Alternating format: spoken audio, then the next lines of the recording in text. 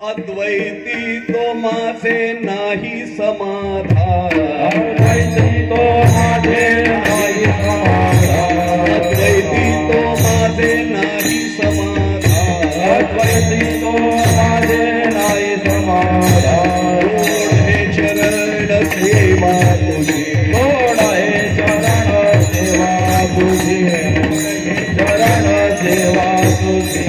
अद्वैती तो माझे नाही समाधान, अद्वैती तो माझे नाही समाधान, अद्वैती तो माझे नाही समाधान, अद्वैती तो माझे नाही समाधान। कोण हे चरण सेवा तुझी, हे चरण सेवा तुझी, चरण सेवा तुझी। करुणी उचित देई हे चिदान, करुणी उचित देई चिदान, करुणी उचित देई हे चिदान, करुणी उचित देई चिदान। आवडे कीर्तन नाम तुझे, आवडे कीर्तन नाम तुझे, आवडे कीर्तन नाम तुझे।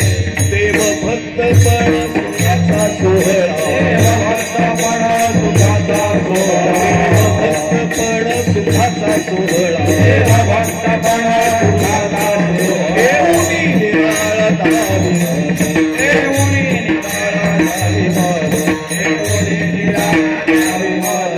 करुणी उचित देई हे चिदान, करुणी उचित देई हे चिदान, करुणी उचित देई हे चिदान, करुणी उचित देई हे चिदान। आवडे कीर्तन नाम तुझे, आवडे कीर्तन नाम तुझे, तुका म्हणे तुझे आहे आवडे तुझे आहे सकळ, तुका म्हणे तुझे आहे सकळ, म्हणे तुझे आहे सकळ। कोणे एकी टाळी द्यावी मन, एकेकाळी दावी मन, एकेकाळी दावी मन। करुणी उचित देई हे चिदान, करुणी उचित देई हे चिदान, करुणी उचित देई हे चिदान, करुणी उचित देई हे चिदान। आवडे कीर्तन नाम तुझे, आवडे कीर्तन नाम तुझे, आवडे कीर्तन नाम तुझे। गोपाल कुमारी, गोपाल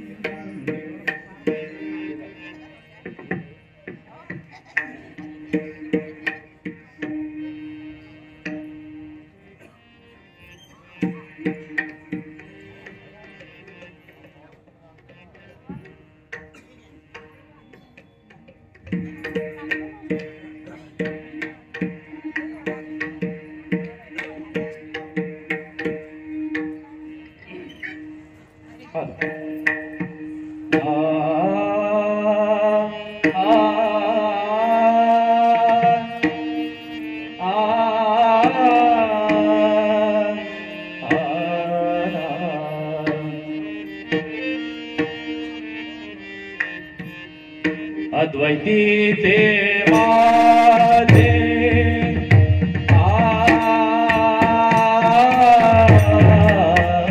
अद्वैती ते माझे नाही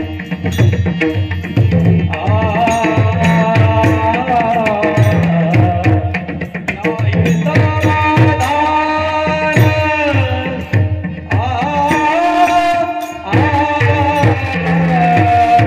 अद्वैती ते माझे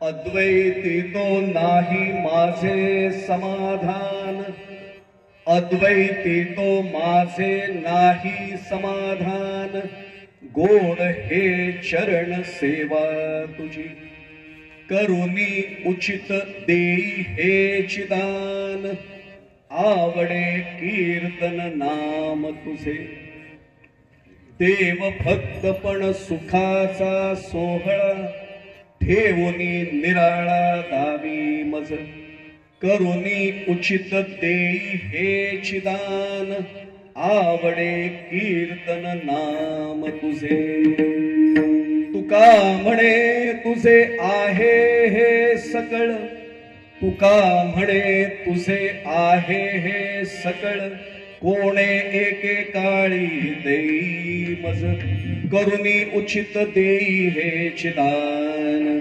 आवडे कीर्तन नाम तुझे विठ्ठल.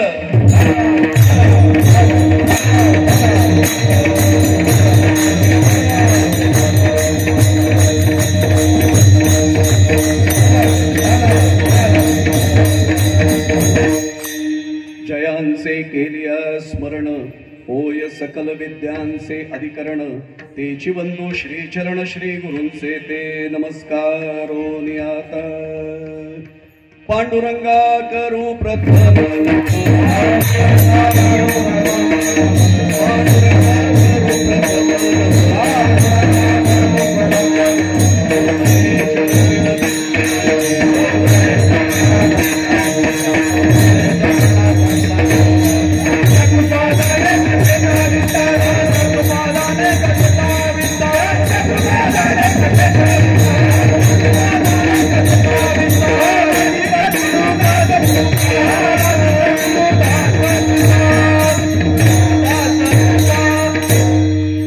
अद्वैती तो माझे नाही समाधान, गोड हे चरण सेवा तुझी, करुणी उचित देई हे चिदान, आवडे कीर्तन नाम तुझे.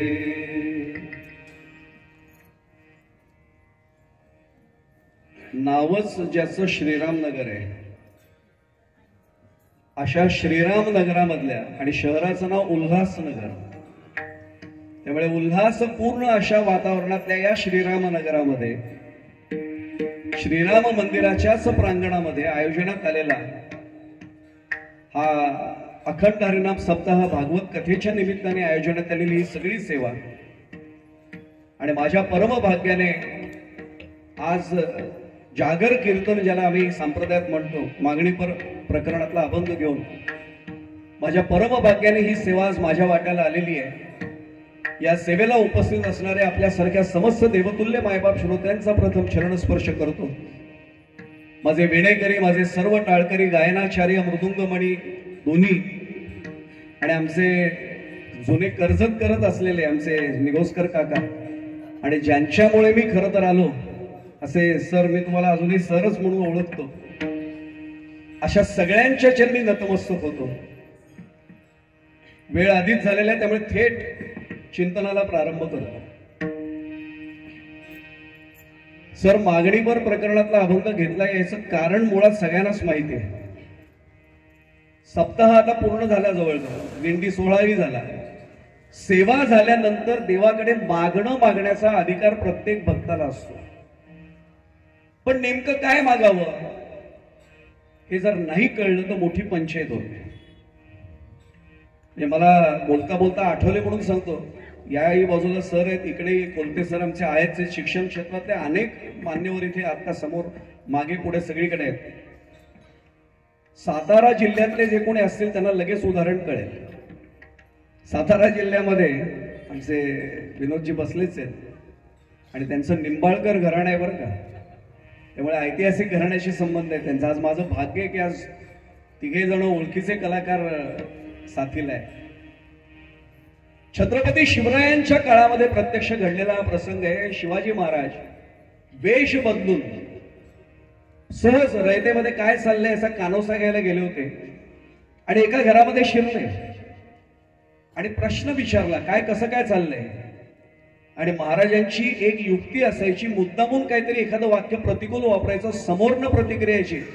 सगळं ऐकून घेऊन आमच्या महाराजांबद्दल वाईट नाही बोलायचं, आमचा राजा खूप चांगला आहे. त्यांनी एवढं सांगितलं, मला पाणी हवंय. त्यांनी सांगितलं, आत या. भोगडी फाटकी होती पण बसायला दिली. अतिथी देवो भव आपली संस्कृती आहे. आणि बसायला दिल्यानंतर सांगितलं, गोळाचा खडा ठेवला. महाराजांनी पाणी प्यायल्यावर म्हटलं तर निघतो. ते म्हटले, दुपारची वेळ असं नाही आम्ही जाऊ देत, आमच्याकडे आलेला अतिथी भोजन केल्याशिवाय जात नाही. अर्धी भाकरी होती, कांदा होता आणि जेवायला वाढलं.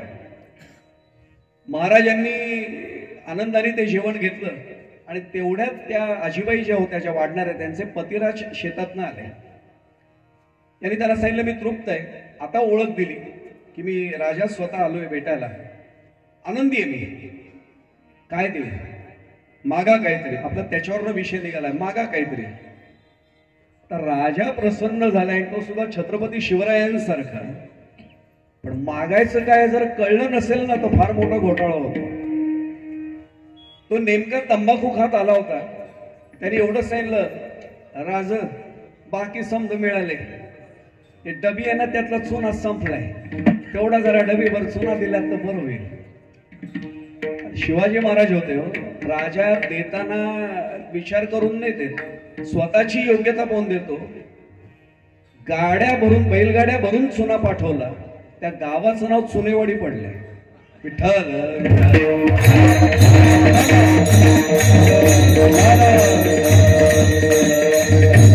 आणि म्हणून आपल्याला नेमकं काय मागावं देव प्रसन्न झाल्यावर हेही कळावं, म्हणून तुकोबाराव यांनी हा मागणीपर प्रकरणात अभंग ठेवलाय. मी गादीवर उभा आहे आणि आपण सगळे व्यासंगी श्रोते आहात, अभ्यासू श्रोते आहात, म्हणून थोडंसं धाडस करणारे बरं का. चालेल ना धाडस केलं थोडं, चिंतनच चाललंय तर करूया. आणि तुकोबाराव तेवढे आपल्याला सांभाळून घेतील. माझ्या मनामध्ये पहिलाच प्रश्न आला की आपल्या संप्रदायाच्या किंवा अध्यात्मातल्या कुठल्याही वाटचाल करणाऱ्या व्यक्तीच्या मनातल्या भावनेपेक्षा एकदम विपरीत भावना, मी शब्द जाणीवपूर्वक वापरते, विपरीत भावना अभंगातनं व्यक्त झाली. हो काय म्हटलेत नेमके, अद्वैती तो माझे नाही समाधान. आपली सगळ्यांची धडपड काय असते हो, भक्ती मार्ग असो, ज्ञान मार्ग असो, योग मार्ग असो, कर्म मार्ग असो, आपल्याला भगवंताशी जोडलं जावं आपण, ही स्वाभाविक इच्छा आहे. आणि तुकोबा मात्र मागणं मागतायत की या अद्वैतामध्ये, आणि खरं तर वारकरी संप्रदायाचा आपल्या पायाच मुळात अद्वैतवादाचा आहे, या अद्वैतात मला समाधान नाही असं तुकोबाराय म्हणतात. आता थोडं धाडस करून बोलतो, मोठ्या व्यक्तीने लहानासारखं वागावं का, ही फार जबाबदारीने इथं गादीवर नाही म्हणून सांगतो, आणि गादीवर आहे म्हणून तुकोबा सांभाळतील. मला आता चिंतन करायचंय, जे जुने जाणते आहेत ना त्यांच्या लक्षात येईल. आळंदीच्या वारकरी शिक्षण संस्थेच्या पद्धतीने हा अभंग सोडवत आहे. पक्ष प्रतिपक्ष आपल्या लक्षात आलं असेल, त्यांचा आळंदीच्या संस्थेची वारकरी आणि खूप जुनी जोग महाराजांपासूनची परंपरा आहे. पक्ष प्रतिपक्ष असं ठेवत ठेवत पुढे जायचं. विपरीत मागणं आहे का, लहानांनी काही मागितलं तर लोक मनावर नाही घेत, पण मोठ्यांनी लहानासारखं वागलं तर. एक दृष्टांत समोर ठेवतो. लहानसं गाव होतं आणि जेमतेम बालवाडीत जाणारा एक बाळू नावाचा विद्यार्थी. शेतकऱ्याचं घर होतं, एकुलता एक मुलगा, साधं घर, साधा शेतकरी विचार. हल्ली ते पण महाराज सांगायला लागतं, खरा शेतकरी. हल्ली शेतकरी म्हणून घेणारे आणि सातबाराचे उतारे दाखवणारे बरेच जण आहेत. आज खरं तर माझ्या बरोबर तहसीलदार पदावरनं निवृत्त आलेले अधिकारी राजूभाई घायाळ आले, त्यांनी असे अनेक नमुने पाहिलेले आहेत की काही शेतीतलं माहित नाही, बटाटे जमिनीखाली उगवतात का वरती उगवतात हेही माहित नाही, पण स्वतःला शेतकरी म्हणून घेतो. पण हा खरा शेतकरी, तो शेतामध्ये कष्ट करत होता. बाळू जेमतेम 2 किंवा 3 दिवस शाळा सुरू झाली असेल, आला धावत धावत घरी. आईला काळजी वाटली, हा दमून आलाय. आईने पटकन त्याला सांगितलं, चल तुला गोडाचा शिरा खायला करून देते, तू दमून आलायस, शिरा खा थोडासा. आई मला आता नकोय खायला.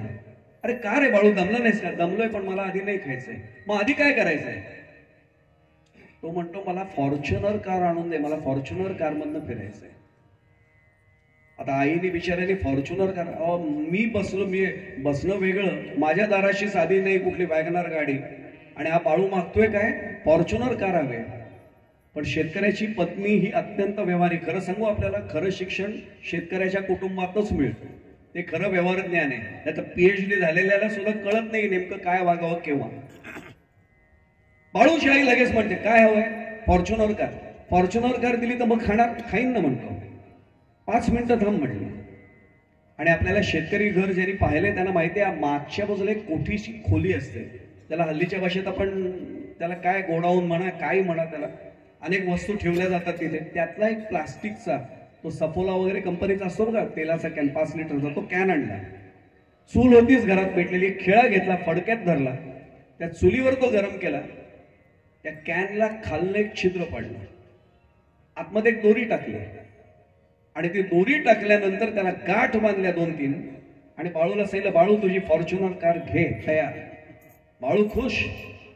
ती दोरी घेतली, ते मागे तो कॅन, तो डबडते, खडखड खडखड खडखड वाजते. हा पूर्ण त्या गावातल्या रस्त्यांवरनं धावतोय, स्वतःच हॉर्न वाजवतोय, पीप पीप पीप पीप. चला माझी फॉर्च्युनर आली, बाजूला वा बाजूला वा.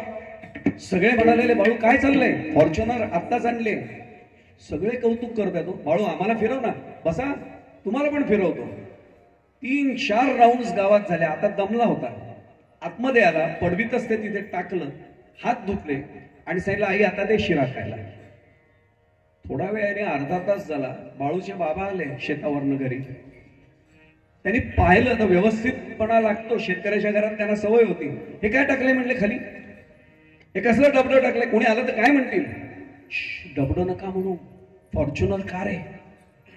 कसली फॉर्च्युनर कार, बाळूला आता दिली होती. सगळा प्रकार समजला. आता बाबांनी खावं ना निदान गप्प बसून. बाबा म्हटलं ही फॉर्च्युनर कार, त्यांना आनंद मिळाला. बाबांनी दोरी आता हातात घेतली, आणि आता फक्त कल्पना करा, बाबा धावतायत रस्त्यावरनं, चला पिपी पिपी माझी फॉर्च्युनर कार आली. लोक म्हणले शेतात काम करत होता पर्यंत बरं वाटत होता, काय अचानक झाले देव जाणे, कुठल्या झाडाखालनं आला का काय. खेडेगावातली भाषा कळेल आपल्याला मी काय म्हणतो, कुठल्या झाडाखालनं वगैरे आला का काय.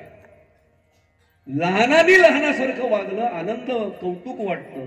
पण मोठ्याने जर ते वर्तन केलं तर आश्चर्य वाटतं, हा कसा माणूस असं करतोय.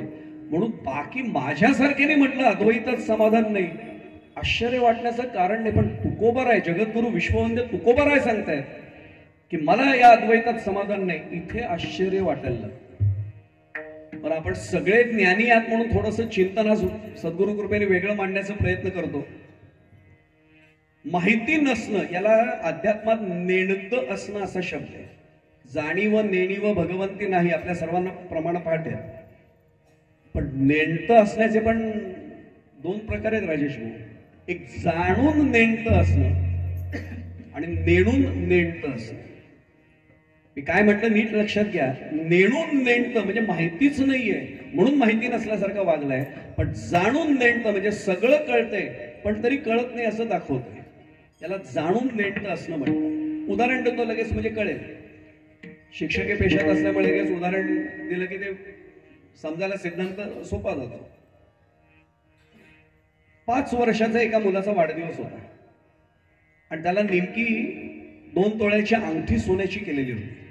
तो सगळ्यांना दाखवत फिरला, अंगठी केली, वाढदिवस आहे, अंगठी केली, वाढदिवस आहे. एक माणूस समोर गेला, तो म्हणला बाळू तुला अंगठी आवडते का 1 रुपयाची कॅडबरी आणली बघ ती आवडते. त्यावेळी 1 रुपयाला मिळायची कॅडबरी. 1 कॅडबरी आवडते. आता बाळूला काय आवडणार हो, कॅडबरीच आवडणार. तो म्हणला अंगठी नाही आवडत, कॅडबरी आवडते. मी तुला कॅडबरी दिली तर मला अंगठी देशील? देईन म्हणला आणि दिली हो. आता माझा प्रश्न आहे, बाळूने अंगठी का दिली? तो नेणून नेणताय. त्याला सोनं म्हणजे काय, ती 2 तोळ्याची अंगठी म्हणजे काय, तिची किंमत काय, कॅडबरीची किंमत किती कळतच नव्हतं. तो नेणून नेणता होता. या माणसाचं मन संध्याकाळ झाल्यावर खायला उठलं. आपण लहान बाळाला फसवलंय का, चांगलं नाही केलं. पण आता घरी जाऊन ती अंगठी परत करणं शक्यच नव्हतं. घरचे काय म्हटलेस ते, गावातले काय म्हटलेस ते, तेवढ्यात त्याला कळलं गावाच्या बाहेर एक साधू महाराज आले. हल्ली ते पण महाराज सांगायला तर खरे साधू महाराज आले. आता आमचे तुकोबा फार परखड बोललेत. भगवे तरी श्वान सहज वेश त्याचा, येथे अनुभवाचा काय पंथ. तुकोबा फारच परखड बोलणार आहे तो. हा खरा साधू होता आणि साधू म्हणजे काय माहिती आपल्याला? ज्यांनी 6 म्हणजे षड विकार अधू केले तो साधू, आणि ज्यांनी 6 धुवून टाकले तो पण साधू. हा साधू होता, खरा होता. हा त्याच्याकडे गेला आणि त्यांनी अंगठी ती काढली आणि दिली त्याला. साधू महाराज, आमच्या गावात तुम्ही पहिल्यांदा आलात, माझी इच्छा आहे की ही माझी भेट प्रेमाची स्वीकारा. त्यांनी पाहिले, हातात पण घेतली नाही. ठेवा म्हणला तुमच्याकडेच.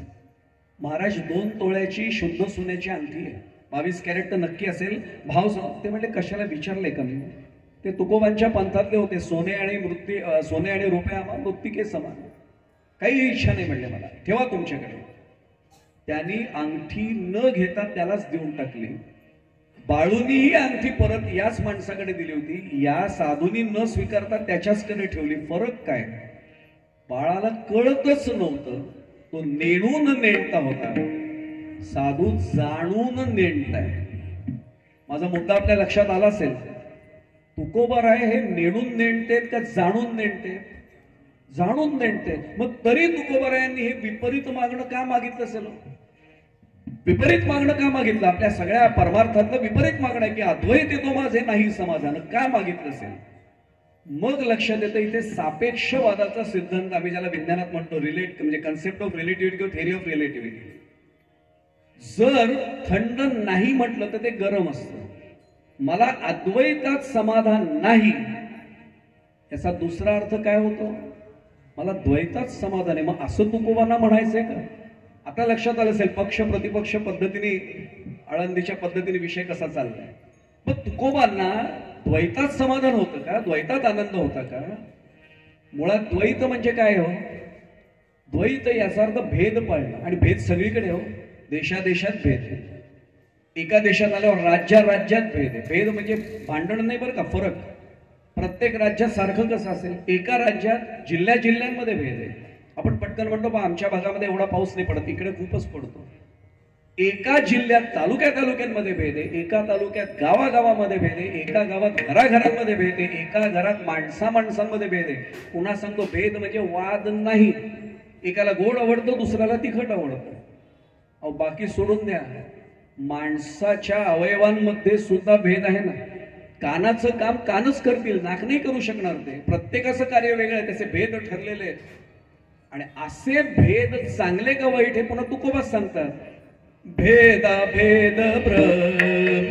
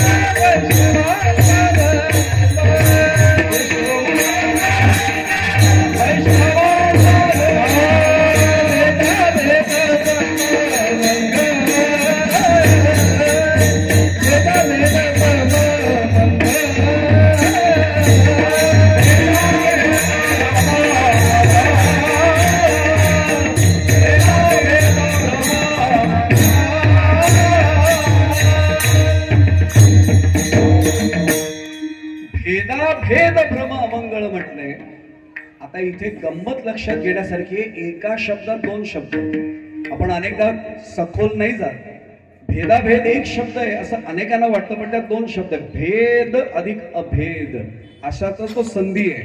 विग्रह केला की लक्षात येतं भेद आणि अभेद. कोणता भेद आहे, कोणता अभेद आहे, आणि मग अमंगळ का म्हटलं हेही समजलं की आपल्याला अद्वैत ही संकल्पना कळेल. मी भगवंताचा, परमात्म्याचा अंश आहे, यात काही वाद आहे का? ममै वंशो जीवलोके जीवभूत सनातन. मी परमात्म्याचा अंश आहे, पण मी परमात्मा नाही. माझ्यात परमात्मा आहे, मी परमात्मा नाही. माझा मुद्दा नीट लक्षात घ्या, मी कळेल. माझ्यात परमात्म्याचा अंश आहे म्हणजे माझ्यात आणि देवामध्ये काहीच भेद राहत नाही. कारण आमचा एक सांगू आपल्याला, मोठा पेढा खाल्ला काय चव लागते बघा, आणि या पेढ्याचा बारीक तुकडा काढा आणि तो चव घ्या, त्याची तीच चव मिळते की नाही बघा. चवीत जर फरक नाही याचा अर्थ मूळ पेढा आणि त्याचा कण तीच चव आहे. भगवंताचा मी अंश आहे, परमात्म्याचा मी अंश आहे, म्हणजे माझ्यात आणि त्याच्यात भेद नाहीये. अभेद होता मी, पण भेद कुठे? मी त्याचा अंश असलो तरी मी तो नाहीये. भगवंत जे करेल, परमात्मा जे करेल ते मी करू शकतो का? नाही करू शकणार. म्हणजे भेद आहे, अभेद आहे, पण याचा विचार करणं, द्वैतात शिरणं हे अमंगळ. हे तुकोबा एका अभंगात सांगतायत आणि तरी इथे तुकोबा पुन्हा पुन्हा सांगतोय. म्हणतात काय? अद्वैती तो माझे नाही समाधान. आता माझा पुन्हा प्रश्न आहे, अद्वैतामध्ये किती आनंद आहे हो? मी माझ्या सर्वात आवडीचा दृष्टांत आपल्या समोर ठेवतो. सर्वात आवडीचा म्हणजे महाराज अक्षरशः इथला दृष्टांत येतो. तो सांगितला ना की माझ्या डोळ्यासमोर पंढरपूरच उभं राहतं. 7 वर्षाचा, इथे गायनाचार्य आणि टाळकरी म्हणून सुद्धा खूप छोट्या वयाच्या मुली उभ्या आहेत. असे 7 वर्षाचे आमचे संत शिरोमणी नामदेव महाराज हे प्रत्यक्ष होते. बघा इथे आहेत आमच्या बाजूला सुद्धा. नामदेव महाराज 7 वर्षांचं वय. नुकताच आत्ताही कार्तिक संपलाय, त्यावेळी असाच पंढरपूरचा कार्तिक उत्सव म्हणजे काकडा उत्सव म्हणजे काय असेल आनंद, परमोच्च आनंद. आणि नेमका त्या उत्सवाच्या काळामध्ये पहाटे रोज एकही दिवस खंड न पडता छोटा नाम्या हा तिथे जायचा. उंची एवढीशीच असायची, पण गळ्यामध्ये विणा. उंची पुरली नाही तरी चालेल. एक सांगू आपल्याला, अध्यात्मात शारीरिक उंची नाही महत्वाची, इथली आणि त्याच्यापेक्षा इथली उंची महत्वाची. इथली उंची वाढली की देव दिसतोच आपोआप. नामदेव महाराजांचा काय अधिकार सांगायचं? त्यांनी नुसतं एकदा रामकृष्ण हे सुरू केलं ना, पांडुरंग नाचायला लागायचे. म्हणून तर नामदेव कीर्तन करी पुढे देव नाचे पांडुरंग. जनाबाईंचा सगळ्यांना पाठ असलेला आपण. एक दिवशी असं घडतं की उद्या सकाळी काकड्याला जायचंय म्हणून लवकर झोपतोय नाम्या. आणि आईने सांगितलं 7 वर्षाचा चेहरा डोळ्यासमोर आणा. आणि आईने पटकन सांगितलं, नाम्या उद्या धावत जाशील ना चंद्रभागेवर, नेहमीसारखा स्नान करायला. उद्या धावत नाही जायचं चंद्रभागेवर. नामदेव छोटा बालबुद्धीने प्रश्न विचारला, आई उद्या चंद्रभागेचं पाणी नाही वापरायचं का? रे वेड आहे का म्हणले? चंद्रभागेशिवाय आपला आहे काय? चंद्रभागा हीच आपलं वैभव आहे. आधी रचली पंढरी मग वैकुंठ नगरी. अहो जेव्हा नव्हत्या गोदा गंगा तेव्हा होती चंद्रभागा. त्याच्याशिवाय कसं चालेल? पाणी तिथलंच, पण तिथे नाही जायचं उद्या. उद्या मी तुला तेल लावणार, सुगंधी द्रव्य लावणार, उठणं लावणार. तुला मी गरम पाण्याने, त्याला अभ्यंग स्नान असं म्हणतात. आई का ग? मग आई सगळा तो विधी सांगते. आपल्याला वेळ कमी, मी सगळ्या दृष्टांत सविस्तर नाही सांगत. अरे उद्या दिवाळीचा पहिला दिवस आहे, याला नरक चतुर्दशी असं म्हणतात. या दिवशी आई लहान मुलाला अभ्यंग स्नान घालते, म्हणून मी तुला अभ्यंग स्नान, पाणी चंद्रभागेचं पण अशा पद्धतीने घालणार. नामदेव महाराज संत येतो, सगळ्या जगाचा विचार करतात ना, त्यांना संत म्हणतात. साधा भाग आहे. त्यांनी पुढचा प्रश्न विचारला, आई तू फक्त मला अशी आंघोळ घालणार आहेस का प्रत्येक आई अशी मुलांना त्यांच्या आंघोळ घालते? अरे प्रत्येक आई आंघोळ घालते अशीच. हो आलोच म्हणला. आता आलोच म्हणजे आईला माहितीये कुठे गेला? शेजघरात थेट. त्यावेळी बडव्यांची पद्धत होती. 750 वर्ष होऊन गेली. बडवे बिचारे शेजारती म्हणून पडदा सरकून गेलेले होते. नामदेव महाराजांना सगळीकडे प्रवेश होतो, शेजघरात प्रवेश. आपली हिंमत होईल शेजघरात जाण्याची, पण नामदेव महाराज हे थेट भगवंताशी. अहो खेळायचे असं वर्णन आहे अंगणामध्ये. तामा शेट्टींच्या अंगणामध्ये पांडुरंग आणि नामदेव खेळले तसं वर्णन आहे. आणि नामदेव महाराजांच्या कुटुंबाचं काय सांगायचं? 32 जणांच्या समाधी पंढरपुरात आहेत नामदेव महाराजांच्या. जनाबाई स्वतःला दासी म्हणवायच्या सोडून द्यावं, जनाबाईंचा अधिकार खूप वेगळा होता. आले आणि नेमकं ह्यांनी सगळं उतरवून ठेवलं होतं. मुकुट काढून ठेवला होता, फक्त कंठी कौस्तुभमणी विराजित तेवढा आणि तुळशी हार एवढंच ठेवलं होतं. तुळशी हार, कंठी कौस्तुभमणी आणि तो कमरेचा शेला. मुकुट पण काढून ठेवला होता. आणि असे आता शय्येवर पहुडणार. नाम्या तिथे पोचतो. देवा देवा देवा थांबा ना. हे देवाला म्हणतात, नामदेव महाराजांना देव म्हणतो, अरे आता काय आहे नाम्या, तुम्हीच येता ना सकाळी काकड्याला, रोज मी लवकर उठतोय तुम्हाला माहिती आहे ना. एकदा तासभर असं उभा राहून बघ. त्यावेळी तासची पद्धत नव्हती, घटिका फळं हे आपण आपल्या परिभाषेत सांगतोय. असा उभा राहून बघ कशी कळ लागते ती. सकाळपासून उभा आहे म्हणे मी असा. थोडं दम. देव हे सांगतो बरं का, अहो देव शयनी एकादशी हे आमच्या समाधानासाठी. देव झोपला एक क्षण तर काय वेळ आमचा फक्त विचार करा. देव झोपत नाही, तो ती योगनिद्रा आहे. एवढ्यासाठी सांगतोय की त्यांनी सांगितलं की देवा उठून बसा ना. नाम्या उद्या बोलू ना. देवा उद्या बोलून काय फायदा आहे, उद्यासाठीच बोलायला, लवकर बोल. भक्तीचा अधिकार काय. नामदेव महाराज सांगतात देवा ही काय पद्धत आहे का, मी तुमच्याशी बोलायला आलो एवढं आणि तुम्ही असं अर्धवट पडून बोलताय, उठून तरी बसा. ज्ञानी माणसाला हा अधिकार नाही, योग्याला अधिकार नाही, कर्मयोगाला अधिकार नाही, हा फक्त भक्ती मार्गात अधिकार आहे. देवाला हट्ट करून तरी सांगितलं उठून बसा. नाम्या फार हट्टी झालाय सर, काही म्हणा देवा पण मला बोलायचंय, आणि उठून बसले हो भगवंत. नाम्या बोल, लवकर बोल. आता हा देवाला विचारतोय, महाविष्णूंचा अवतार आहे, जगन नियंता आहे, देवालाच विचारतोय देवा उद्या काय माहितीये का. आता आपल्याला जर उद्या कोणी विचारलं 14 ऑगस्टच्या रात्री तुम्हाला माहितीये का उद्या, आपण काय असं नाही सांगत मला अक्कल शिकवतो का, मला माहितीये उद्या 15 ऑगस्ट आहे, स्वातंत्र्य दिन आहे. आपण सगळं ऐकतो, झेंडा वंदने, आमच्या शाळेत आम्ही असे जाणार आहोत, आपण वा वा वा कौतुक करतो. देवानी तेच केलं. काय रे उद्या, त्यांनी एवढंच सांगितलं देवा उद्या तुम्हाला खरंच माहित नाही, नरक चतुर्दशी आहे. म्हणजे काय रे देवा, तुम्हाला खरंच काय माहित दिसत नाही म्हणजे. अहो तुम्ही जसे देव आहात ना तसे तुमच्या आधी कृष्णावतार होता. हा कोणाला सांगतोय, द्वारकेची मूर्ती आली भीमातिरी, आधी असा होता आता असा आलाय, तोच अवतार आहे, त्यालाच सांगतोय. त्यांनी नरकासुराचा वध केला होता वगैरे वगैरे सगळं. उद्याचा तो दिवस आहे आणि आई मला म्हटले की उद्या अभ्यंग स्नानाचा दिवस आहे, तुम्हाला तेल सुगंधी द्रव्य उठणं लावून मला आई आंघोळ घालणार आहे. आणि पुढचा प्रश्न नामदेवांच्या मुखातनं बाहेर पडतो, देवाच्या डोळ्यात टचकन पाणी येतं. देवा मला माझी आई आंघोळ घालणारे खरंय, देवा तुम्हाला आई आहे का. विठू माऊली तू माऊली जगाची, त्यांना विचारतोय काय देवा तुम्हाला आई आहे का. देवाच्या डोळ्यात पाणी येतं आणि नामदेवाच्या खांद्यावर हात ठेवतात, नाही रे नाम्या मला आई नाही आहे. आता पुढचं वाक्य आहे का, अद्वैत स्थितीचं वर्णन आपलं चाललंय. 7 वर्षाच्या नामदेवांना अद्वैत स्थिती कळते, 7वर शून्य यायची वेळ आल्यावर सुद्धा मला जर कळत नसेल तर केलं काय मी माळ घालून आणि अध्यात्मात येऊन. नामदेव 7 वर्षाचे देवांना विचारतात, देवा तुम्ही आणि मी वेगळे आहोत का. काय प्रश्न आहे बघा, तुम्ही आणि मी वेगळे आहोत का. पांडुरंग परमात्मा म्हणले नाम्या काय वेड्यासारखा प्रश्न आहे, कसे वेगळे असू, म्हणजे आपण एकच ना. हो म्हणले, ठरलं म्हणले. ते म्हणले काय, अहो माझी आई ती तुमची आई म्हणले. मग देव म्हणले हा हे ठरलं म्हणजे मलाही मान्य. एवढंच नाही म्हणले, उद्याचं सगळं ठरलं. ते म्हणले काय ठरलं, माझ्या अभ्यंग स्नानाच्या आधी तुमचं अभ्यंग स्नान. देव म्हणलं वेढाय नाम्या, इथे पंढरपुरात सगळं गोंधळ उडेल, तुम्हीच सगळे याल काकड्याला आणि देव विटेवर नाहीये म्हटल्यानंतर पंढरपुरात सगळं गोंधळ होईल, कोण विटी सांभाळेल तिथे. तेव्हा मी आहे ना.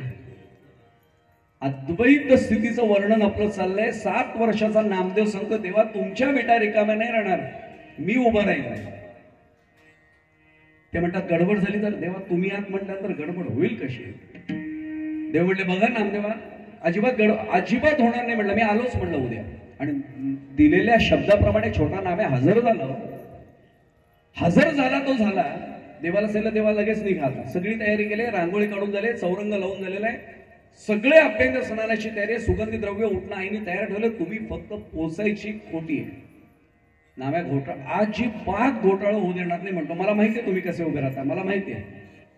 एक सांगू, भक्त जो जातो ना तिथे, सदा माझे डोळा जडो तुझी मूर्ती, तुकोबा म्हटले तसं सतत डोळ्यातच नाही हो, नामदेव महाराजांच्या इथे ती मूर्ती ठसावलेली आहे. काळजी नका करू, तुम्ही आहात ना मागे.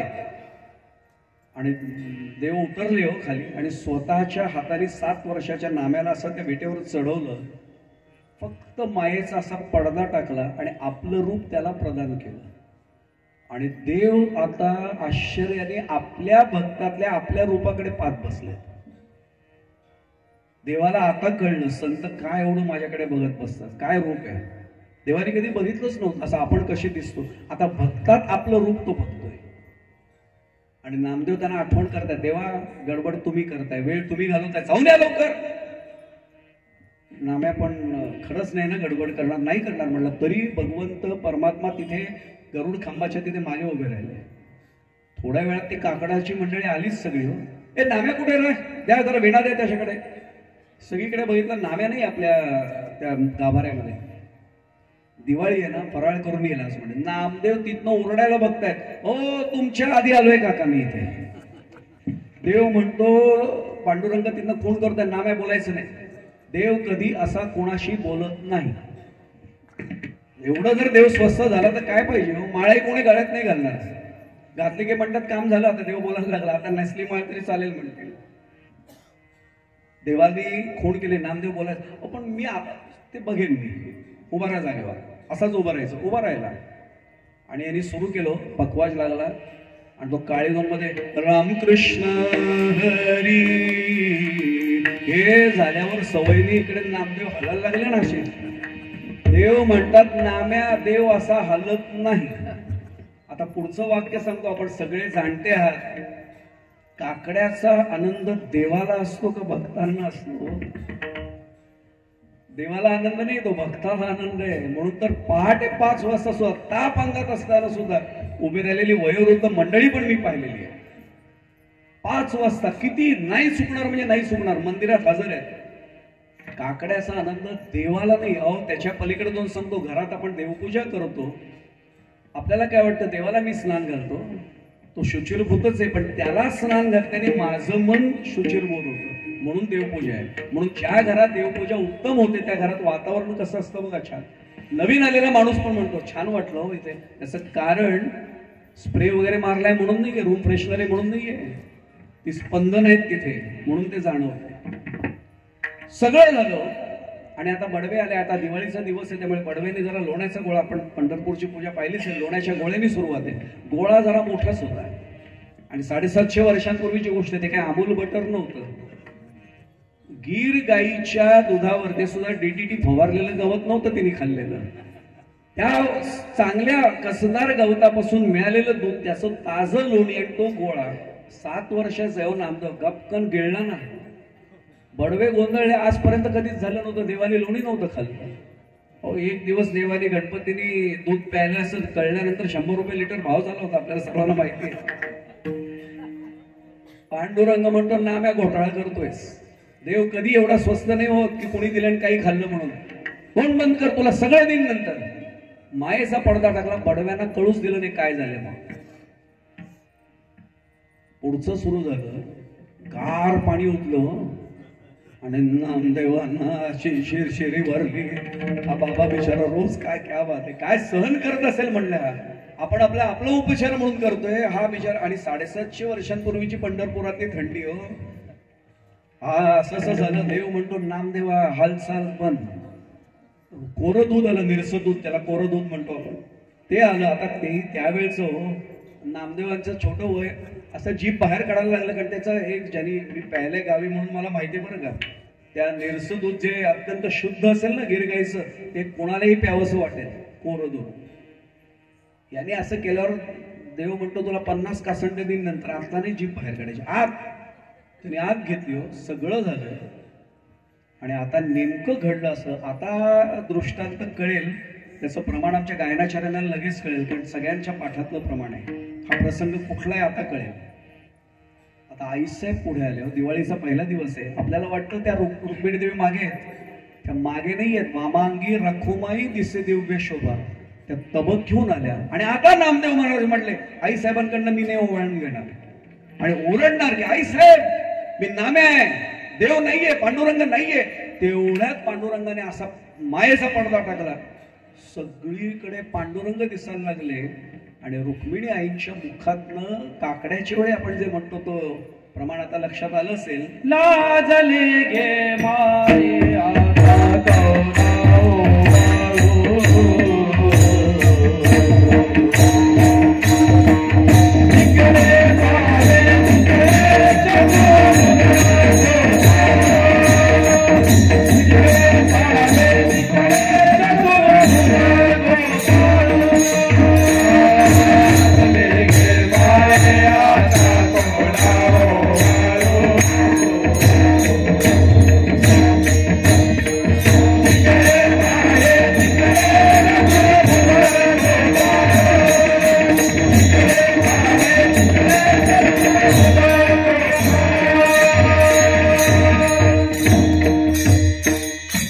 आता लक्षात आलं असेल अद्वैताचं सामर्थ्य काय.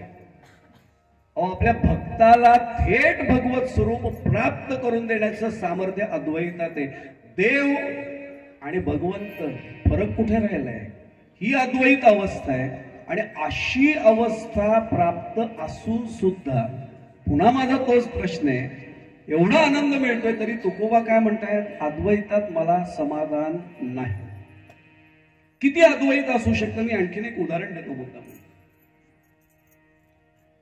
आमचे भंगाळे परिवार सगळा खानदेशातला, त्यांना कळेल. माझी एक विद्यार्थी माझा जळगावचा होता आणि राजेश भाऊ तो सॉफ्टवेअर इंजिनियरच होता.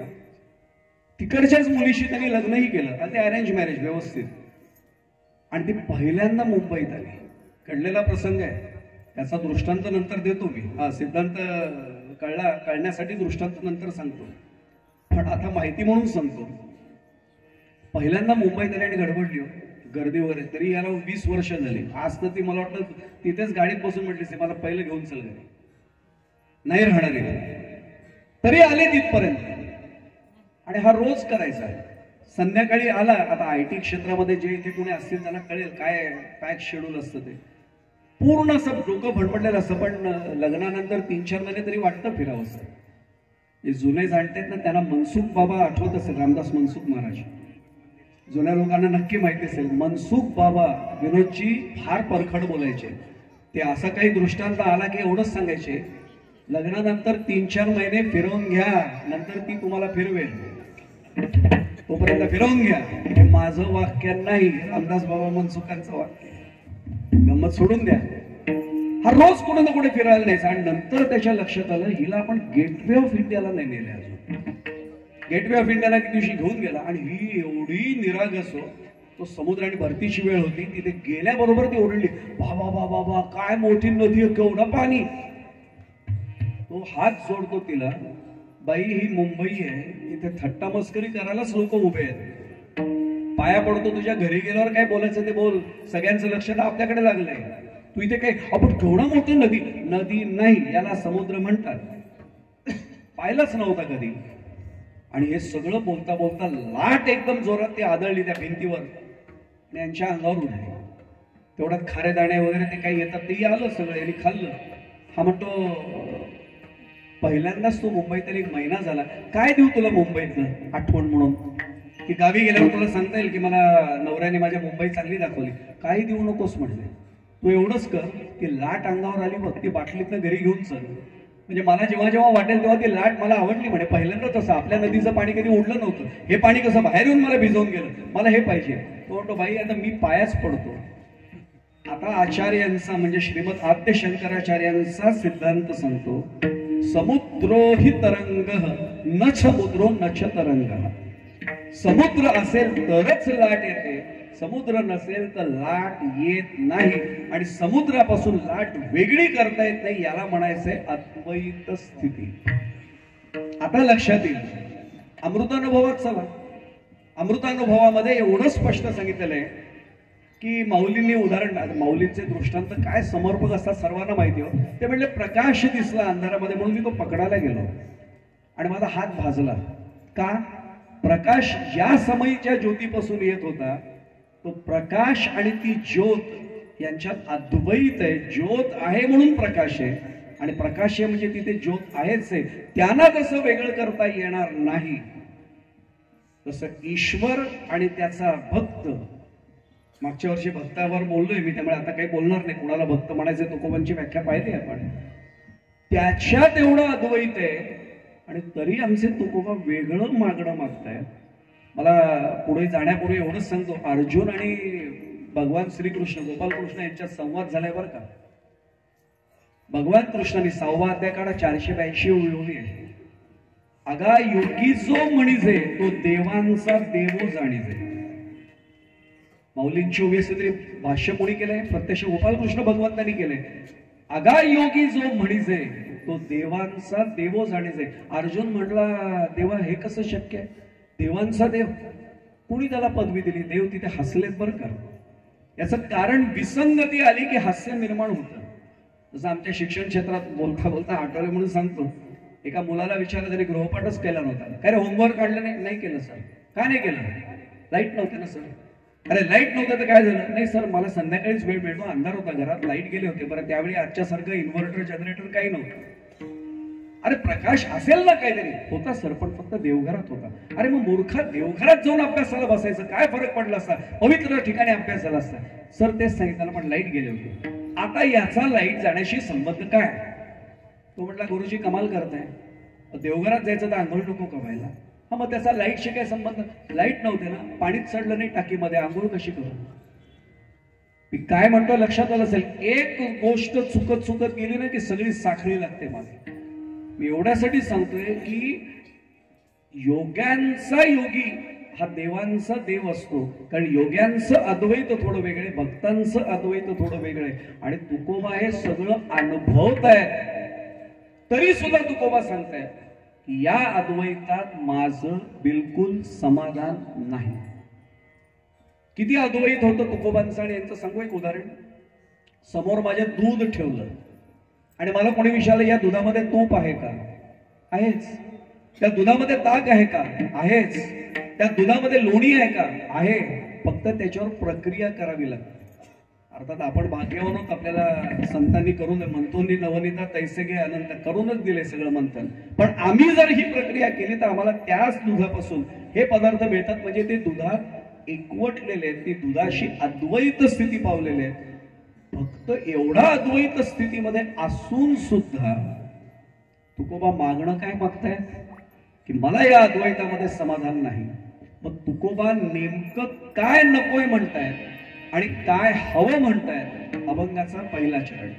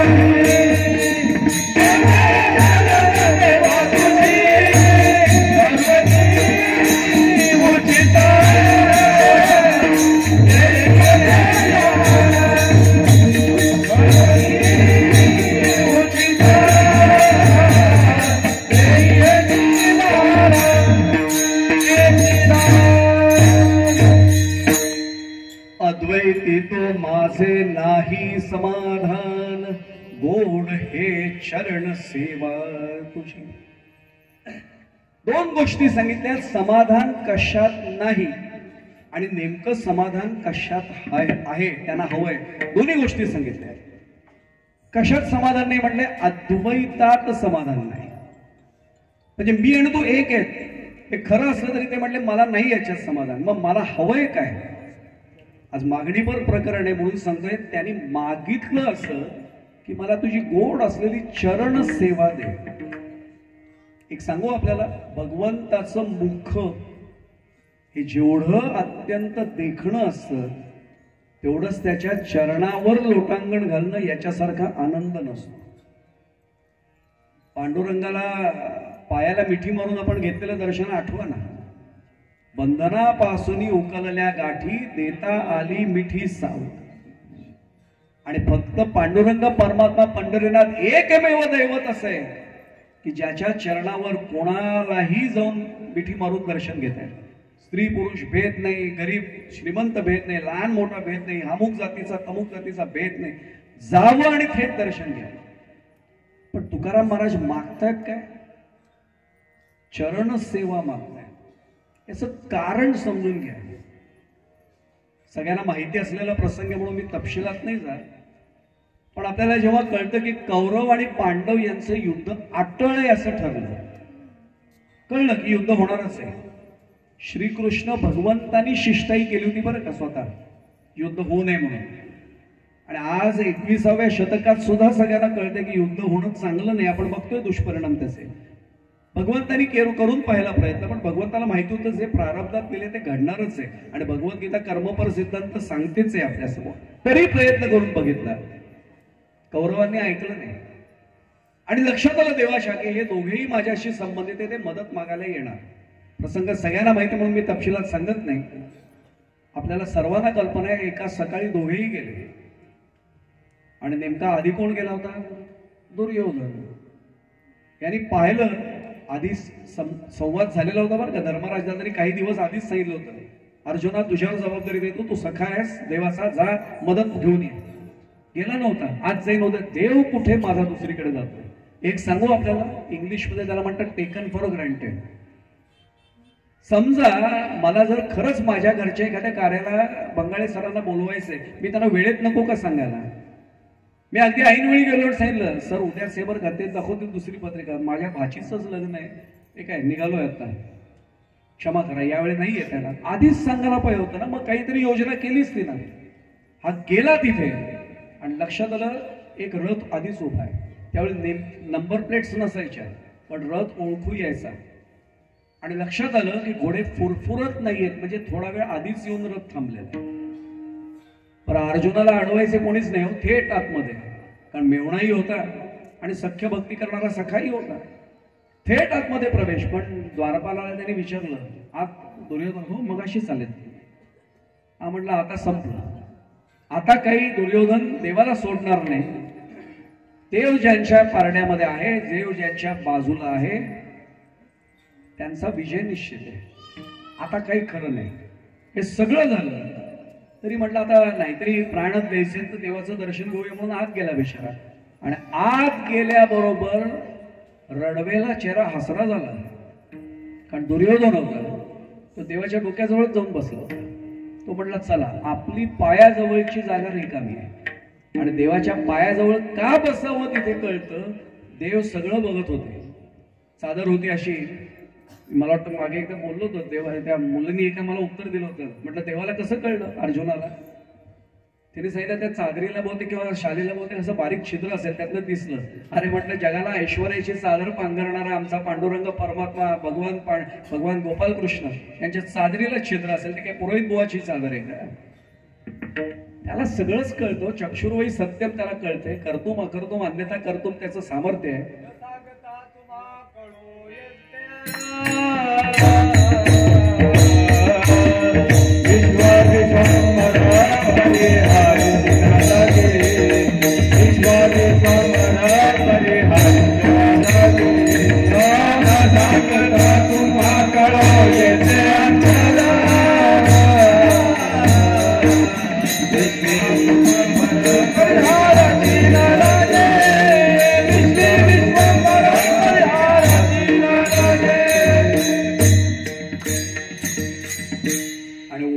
बसल्यानंतर पहिलंच दर्शन कोणाचं मिळालं?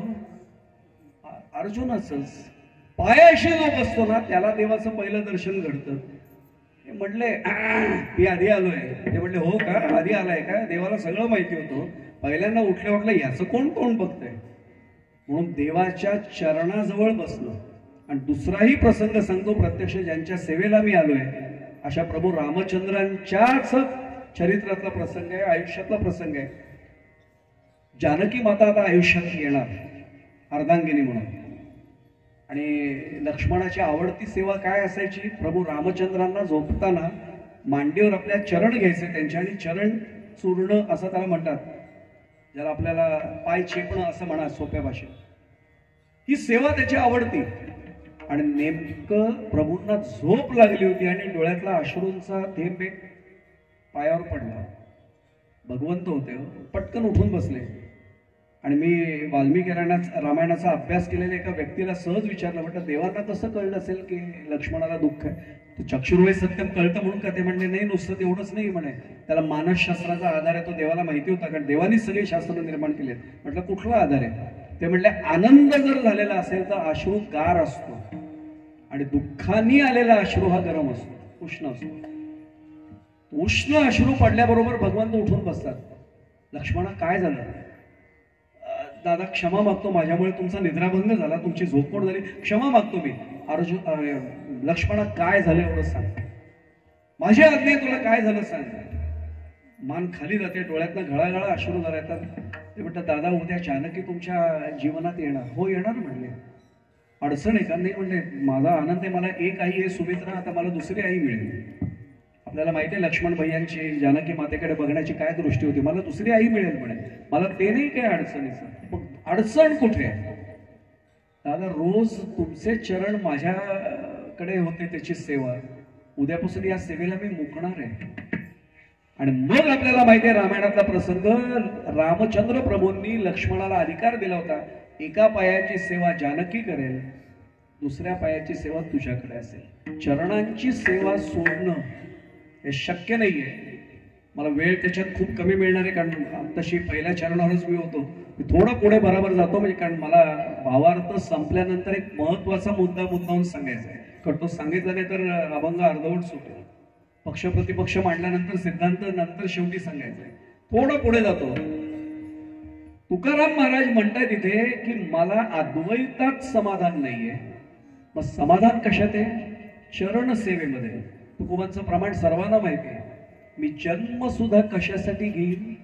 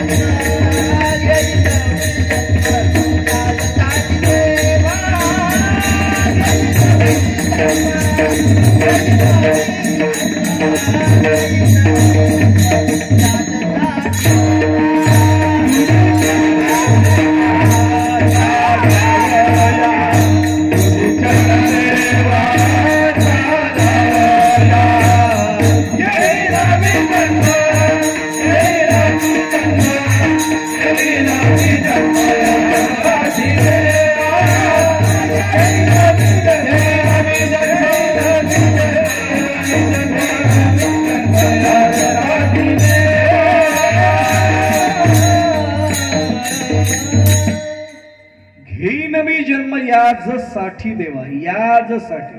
तुकोबांना च लावण्याची खूप इच्छा असायची, कारण याच्याशिवाय दुसरं काही नाही. पण कशासाठी? तुझी चरण सेवा साधावा. आम्ही महाराज फार डॅम्बिस होतो. मी तर देवाला पांडुरंगाला त्या दिवशी गेलो होतो पंढरपूरला, असंच म्हटलं, घेईन मी जन्म याजसाठी देवा, नवीन बंगला बांधावया. पुढच्या वेळी गेलो मग म्हटलं, घेईन मी जन्म याजसाठी देवा, नवीन गाडी घ्यावया. हे आमचं कधीच संपत नाही हो. तुकाराम महाराज सांगून थकले, जन्म घेणे लागे वासनेच्या संगे, पण आम्ही नाही सुधारले. तुकाराम महाराज देवाला प्रतिज्ञा करून सांगतात की याचसाठी जन्म घेईन, तुझी चरण सेवा साधाव्या. म्हणून तर तुका म्हणे गर्भवासी सुखे घालावे आम्हास. आणि आता पुढच्या मुद्द्याकडे जाताना मुद्दामून सांगतो, अद्वैत ज्याला म्हटलं जातं अध्यात्मात, पारमार्थिक क्षेत्रात त्याला मोक्ष समजलं जातं. मी कोण आहे? मी तोच आहे. तत्वम असी अहम ब्रह्मास्मी ही जाणीव होणं मोक्ष जर असेल, अद्वैत स्थिती आहे ना. पण तुकाराम महाराज त्यालाही एक प्रमाण देऊन गेले. वेळ कमी म्हणून मी नुसतं शब्दात देतो. भय नाही जन्म घेता मोक्ष सुखा हाणू लाथा. कोण घेते मोक्ष सुखाकडे? अरे काही काळजी नाही आम्हाला, कारण जर तुझी चरण सेवा मिळणार असेल ना, पुन्हा पुन्हा मी जन्म घेईन. पण हे सगळं करत असताना सहज नाही मिळत. 3 गोष्टी कराव्याच लागतात. एक तर अखंड कीर्तन करावं लागतं, संतांचे पूजन, आणि लोटांगण कुठे घालायचे? महाद्वारे. या सगळ्या गोष्टी पाळल्या की मग अद्वैतामध्ये जरी समाधान नसलं तरी चरण सेवा मिळणार आहे. पण हे सगळं मिळण्यासाठी तुकाराम महाराज सांगतात, देवा तसंच नको देऊ मला, आणखी एक माझं मागणं आहे. पण ते काय करून दे? अभंगाचा दुसरा करुणी उचित देईची दान.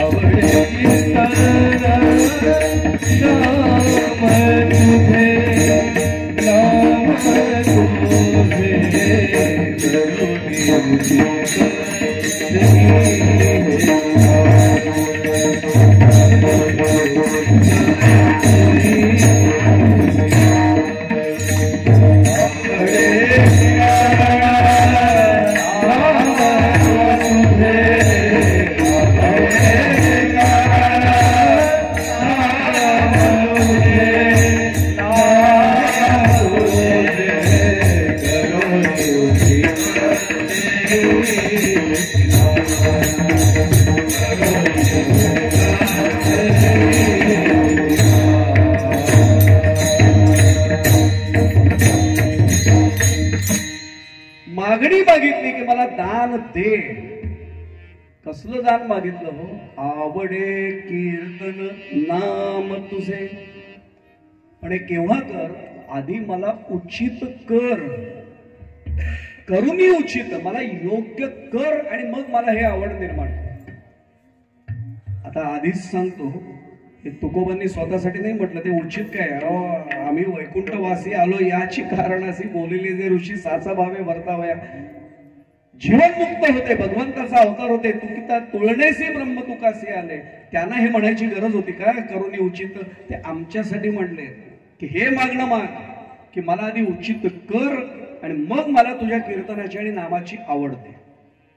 याचं कारण असं आहे की आपल्याला मिळालेल्या देहाचा उपयोगच आपल्याला अनेकदा कळत नाही. मी आपल्याला म्हणत नाही बरं का, आपण अध्यात्मात सोडून द्या. किती जण तुम्ही दिवसभरात बघत असाल की देवळासमोर जातील पण बघणार सुद्धा नाही. मला त्यांचं आश्चर्य नाही वाटत. मला एका विद्यार्थ्यांनी सर प्रश्न विचारला होता, सर काही काही जण असे का जातात?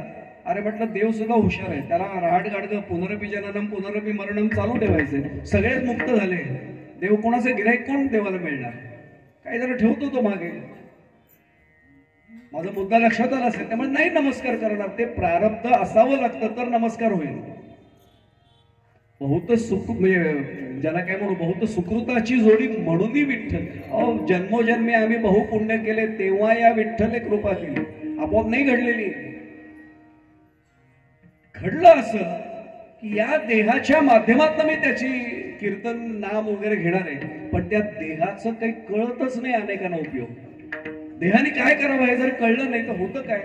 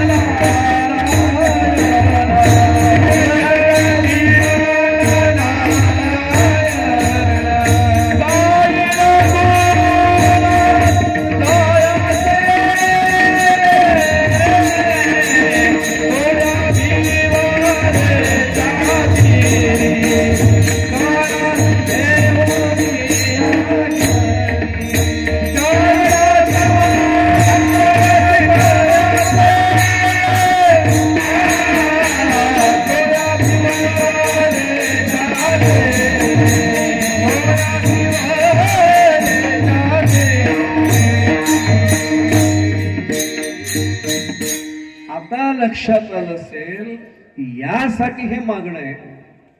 एक उदाहरण आठवलं बोलता बोलता, त्यांचं प्रमाण ऐकता ऐकता मला एक दृष्टांत आठवला. एक अत्यंत श्रीमंत घर, लक्ष्मी पाणी भरते असं वर्णन आपण करतो, एवढं श्रीमंत घर. आणि त्या घरामध्ये एकुलती एक मुलगी, तिचा विवाह ठरला, सगळं ठरलं, पत्रिका जमली, सगळं झालं, तर बैठक करायची. मुलाच्या वडिलांच्याकडे पण तसेच श्रीमंत, किंवा काकांवर थोडे अजून वरच्या स्थितीला. त्यांनी मुलीच्या वडिलांना सांगितलं, खरं सांगू का, त्यावेळी फोन बिनवर बोलायची पद्धत नव्हती बरं का, म्हणजे होते लँडलाईन फोन फक्त. आता ते काय सांगू तुम्हाला, माझ्या एका मित्राला लग्नाची पत्रिका व्हॉट्सअपवर एकाने पाठवली, शेजारच्या बिल्डिंगमध्ये असून, शेजारच्या बिल्डिंगमध्ये. त्यांनी सांगितलं आणि हेच प्रत्यक्ष निमंत्रण समजून येण्याचे करावे. हा नेमका पत्रकार होता. यांनी 2000ची त्यावेळी नोट होती, त्याचा फोटो काढला, हा प्रत्यक्ष आहेर समजून कृपया स्वीकारावा. तो गेला लग्नाला. तो म्हटला पण यांनाही समजलं पाहिजे, शेजारच्या बिल्डिंग मध्ये राहतोय, नको न बोलू, सांग की घरच्या घरी केले, चालू शकतं, काही प्रश्न नाही. हे काय प्रकार आहे. तो सत्यनारायणाच्या पूजेला सुद्धा लोक, पूर्वी सत्यनारायण कशासाठी घालायचे, लोकांनी यावं त्या निमित्ताने आपल्या घरी, म्हणून समाज एकत्र आला पाहिजे म्हणून त्यासाठी ती खरी उपक्रमांची गरज होती त्यावेळी. यांनी सांगितलं काही ठरवू नका, काही नकोच, बैठक कशासाठी, फक्त तारीख मुहूर्त गुरुजींना विचारून आपण ठरवून टाकू. नाही असं कसं देण्या घेण्याचं, मुलीचे वडील म्हणले नकोच आहे. म्हणले तुमची मुलगी आमच्या घरात लक्ष्मी म्हणूनच येणार आहे, लक्ष्मी आल्यानंतर अजून काय मागायचं असतं का. म्हणले ती अलक्ष्मी ठरेल, नकोय म्हणले आम्हाला काही. नाही म्हणलं आमचा आग्रह आहे, पद्धत आहे म्हणून बसूया, आमच्याकडचे काही जण येतील, तुमच्याकडचे काही जण बसू, रीत म्हणून तरी बसू. बसल्यानंतर मुलीच्या वडिलांनी मुलाच्या वडिलांनी एकमेकांना सरळ सांगितलं, आम्हाला काही देणं घेणं नको. मुलांनी मुलीने तर आधीच सांगितलं होतं, कोणाचा मानपान पण करू नका, ज्याचं त्यांनी काय सांभाळायचं ते करा, यांनी त्यांना आणि त्यांनी यांना देऊच नाही. मी पुढे जाण्यापूर्वी सांगू, आपल्याला पितृ बंधू वर्गांना हे कळणार नाही, माता भगिनी बसल्यात त्यांना कळेल. काहीही द्या, 4 दिवसांनी चर्चा होते, देऊन द्यायचं तर हेच दिलं का, आमच्याकडे काय नव्हतं का. मनापासून पटेल की नाही बघा, अनुभव घेऊन बघा. त्यापेक्षा न दिलेलं, मुलं मुली हल्ली फार हुशार आहे, काही देऊ नका म्हणले, काही देण्याची भानगड ठेवू नका, ज्याचं त्यांनी सांभाळावं म्हणे. तरी सुद्धा मुलाच्या आईने काही नको म्हटल्यानंतर मुलीच्या आईने हात जोडले. माझी एक विनंती आहे, आमच्याकडे देवाच्या कृपेने सगळं आहे, काहीतरी एक वस्तू तरी मागा. मुलाची आई सांगते नको आहे, मुलगी बस नारळ द्या, फार तर श्रीफळ द्या त्याच्याबरोबर, ते तर देणार असो म्हणे पद्धत नाही, पण मग मागा काहीतरी. 3 वेळा झालं. शेवटी त्या म्हटलं आमच्या शब्दाचा एवढा पण मान नाही ठेवणार का. आता मुलाच्या आईने, त्यांचं जवळ आता 70-71 वय झालं होतं, चौसोपी वाडा, आता हा सुद्धा शब्द जुन्या लोकांना कळेल, चौसोपी वाडा म्हणजे कळलं असेल, असा 4ही बाजूने तो वाडा बंद आहे, मोठं फाटक, मध्ये अंगण यांचंच सगळं, मोठंच्या मोठं अंगण होतं, असा चौसोपी वाडा. आणि यांनी सांगितलं की माझं सगळ्या इच्छा पूर्ण झाल्यात संसारातल्या, पण लहानपणापासून माझ्या अंगणामध्ये पाणी तापवण्याचा बंब असावा असं माझी इच्छा होती, तो नाहीये. आता हे सुद्धा उदाहरण नवीन पिढीला कळेल की नाही मला माहित नाही, तर कीर्तन संपल्यानंतर मी गुगलवर सर्च करून फोटो दाखवेन नवीन पिढीला. कारण पाणी मी वापरलेलं बरं का सर, तो असा तांब्याचा बंब असायचा, बंब द्या फक्त. अहो मागून मागून एवढंच काय मागितलं, एखादा दागिना काही नको, तुमच्या शब्दाचा मान ठेवले, माझी इच्छा राहिली म्हणून मी मागितलं, बंब द्या. बंब आला नाही नाही म्हणता म्हणता 10 बाय 12ची एक खोली आहेराच्या त्या सगळ्या आलेल्या वस्तू ठेवण्यात गेली, एवढा आहेर. पण सासूबाईंची एकच इच्छा होती, सकाळी उठायचं आणि बंबाचं उद्घाटन मीच करणार. पूर्वीची गोष्ट आहे, हात जोडून सांगतो बरं का, माझं वाक्य नाही. पूर्वीचे कीर्तनकार म्हणायचे की पूर्वी सून आधी उठायची, सगळं झालं आवरून की मग सासूबाईंच्या दरवाज्यावर टकटक केली, सासूबाई दात घासून घेता का, चहा तयार आहे हा, मग ती सुरुवात व्हायची सगळी. हे पूर्वीचं सांगतोय.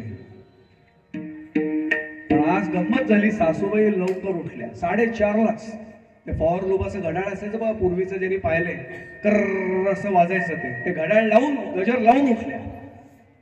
आणि उठल्या उठल्या अंगणात गेल्या आणि पाणी तापवायला सुरुवात केली, बंबाचं उद्घाटन करू. माझं स्वप्न पूर्ण झालं. 1.5 तास गेलं, 6 वाजले, पाणीच तापेना. अख्ख्या अंगणामध्ये पाण्याचे लोट वाहत आहेत, चिखल पाण्याचा. वैतागल्या. सुनबाईचा दरवाजा उघडायची वाट पाहत बसल्या आणि सुनबाईचा दरवाजा उघडला. मुली इकडे, आत्याबाई काय झालं. बरं ही घाबरलेली होती कारण नवीन घरात आले. मी खरं सांगू, पुरुष आपण खूप सुखी आहोत. मी माता भगिनींना नमस्कार नेहमी एवढ्यासाठी करतो, स्वतःचं घरदार सगळी माणसं दूर ठेवून ती बिचारी माऊली दुसऱ्याच्या घरात आलेली असते. काय त्याग असेल ना तो या माता भगिनीला, म्हणून त्यासाठी नमस्कार आहे. सगळं स्वतःच्या तुकाराम महाराजांचं त्याला प्रमाणे दिली तिलांजली कुळनाम रूपासी शरीर ज्यासे त्यासे अर्पे किंवा समर्पिले. माऊली काय करते दुसरं, ती घाबरली, आपल्याकडनं काहीतरी चूक झाली, बहुतेक घराण्याची काहीतरी गडबड झाली. आत्याबाई काही गडबड झाली का? गडबड मी सांगत होते काही देऊ नका. तुझ्या आईने आग्रह केला ना, मागा मागा मागा.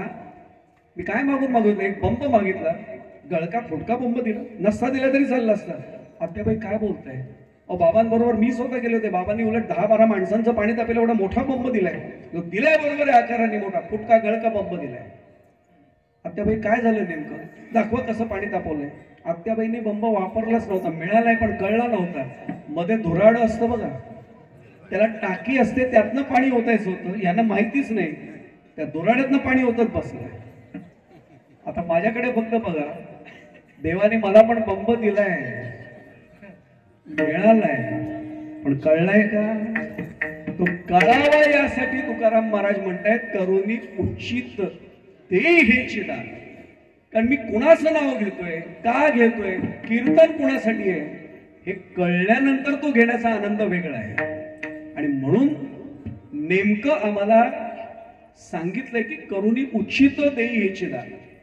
वेळ कमी असल्यामुळे 3-4 चरण मी धावता आढावा घेतो आणि शेवटच्या चरणाकडे पण जाऊ. हे सगळं मिळालं, पण तुकाराम महाराजांनी आणखीन एक मागणं मागितलं की देव भक्त पण सुखाचा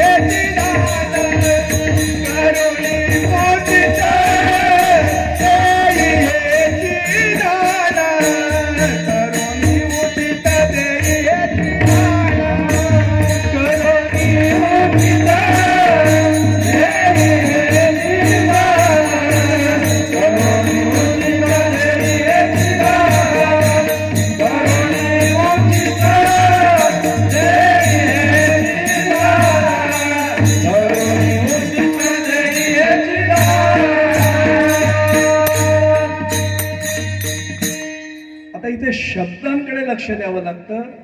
देव भक्त पण सुखाचा सोहळा असा शब्द नाही, देव भक्तपण सुखाचा सोहळा. म्हणजे देव असणं आणि भक्तपणा आपल्याकडे असणं. म्हणून तर नको ब्रह्मज्ञान आत्मस्थिती भाव, तू देव मी भक्त ऐसे करी. आता लक्षात येईल की हे मागणं मागितलं कितीतरी प्रमाण आहे, तो वेळ आपल्याला खूप मर्यादित आहे. उचित ते करा भाव धरोनिया खरा, कितीतरी प्रमाणात देता येतील. म्हणून उचित करा आणि मला कीर्तन आणि नाम यांचीच फक्त आवड द्या. अहो या जगामध्ये मी खरं सांगू, तुकोबांची काही प्रमाण आपल्याला महाराज देताना सुद्धा भीती वाटते, कारण ते तुकोबांचा अधिकार वेगळा होता. ज्याच्या मुखात देवाचं नाव नाही, गाथा काढून पहा तुकोबा काय म्हणाले, ते माझं धाडस नाही होते, तो तुकोबांचा अधिकार आहे. हो फार वेगळ्या पद्धतीने त्याने जन्म मनुष्याचा मिळालाय आणि तरी देवाचं नाव घेत नसेल तर कसं होईल. म्हणून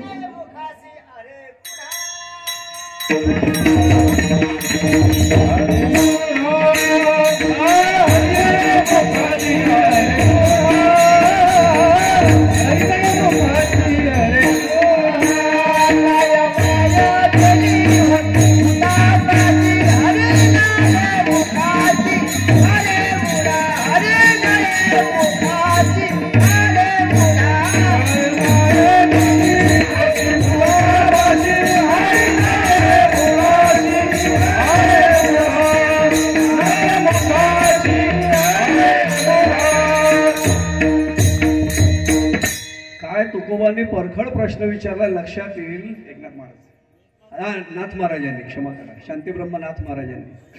आणि शांतीब्रह्म महाराज नाथ महाराज एरवी कधी परखड बोलायचे नाहीत, पण या ठिकाणी बोलले. आता लक्षात येईल की उच्चित कर, मला कीर्तनाची नामाची आवड दे, इथपर्यंत तर मागितलं. पण तुकाराम महाराज माझ्यासारखं आधाशीपणाने नाही मागत आहे. ते सांगतात की हे देणं सगळं तुझ्याच हातात आहे, पण केव्हा देशील अधिकार तुझा आहे. मी एवढंच सांगतो. वेळ कमी असल्यामुळे मी भावार्थ आटोपून थोडासा पुढच्या भागाकडे उत्तर अर्धात जातो, कारण मला सगळा मोह ठेवून, कारण मला नंतर एक 5 मिनिटं बोलायचं आहे त्याच्यावर. पण मी एकच मुद्दा सांगतो, आता संगती लावून घ्या की मला अद्वैतात समाधान नाही म्हणाले, मला समाधान कशात आहे? तुझ्या कोण अशा चरण सेवेत समाधान आहे. पण एक असं कर, उच्चित कर, आणि मग माझ्या मनामध्ये कीर्तनाची नामाची आवड निर्माण कर. मग तिसऱ्या याच्यात म्हटलं की देवभक्त पण सुखाचा सोहळा. अहो एक सांगू, देवाची पूजा करण्याचा आनंद जो आहे ना, ज्याने अनुभवलाय त्याला विचारा.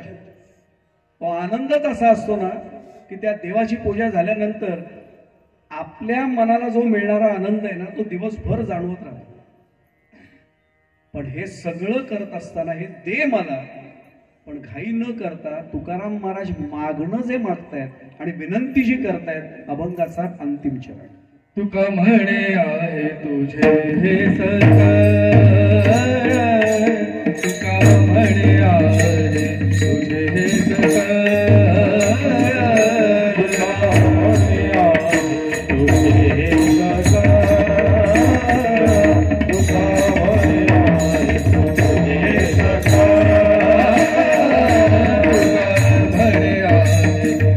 हे सकळ, तुका म्हणे आहे तुझे हे सकळ, तुझे हे सकळ,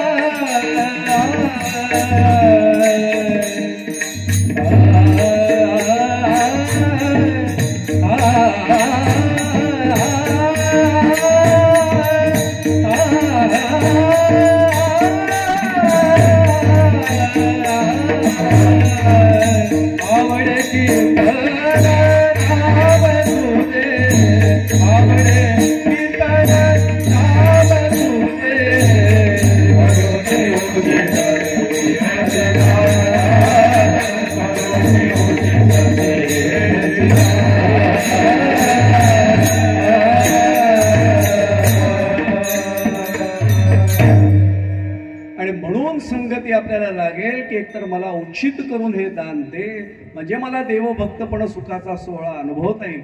पण हे तुझंच आहे, जेव्हा तुला योग्य वाटेल तेव्हा ते मला दे. मी गेल्यानंतर सांगतो आत्ताच्या आत्ता मला हवंय, म्हणून मी गेल्यानंतर पांडुरंग परमात्मा खिडकीतनं पहिला बाहेर जातो, तो म्हणतो हा बुवाला मागण्यासाठी आलाय.